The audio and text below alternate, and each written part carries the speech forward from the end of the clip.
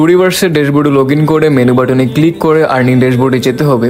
এরপর ডিপোজিট বাটনে ক্লিক করলে তোমাকে ডিপোজিট সেকশনে নিয়ে যাবে। এখানে একটু নিচে এসে তোমাকে পেমেন্ট মেথড চুজ করতে হবে, সেজন্য তুমি সিলেক্ট ওয়ালেট বাটনে ক্লিক করতে পারো।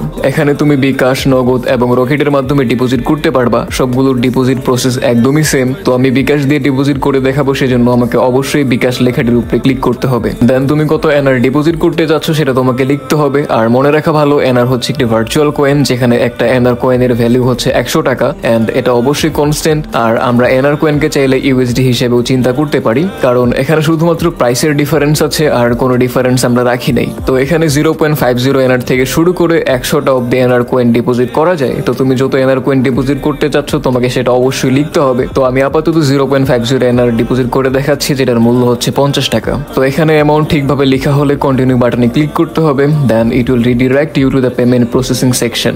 এখানে ফার্স্ট অফ অল আমাদের স্ক্রিনে দেখানো নাম্বারটি কপি করতে হবে এন্ড যে অ্যামাউন্টটা লেখা আছে এই সেম অ্যামাউন্টটা বিকাশের মাধ্যমে আমাদের কপি করা নাম্বারটিতে সেন্ড মানি করতে হবে।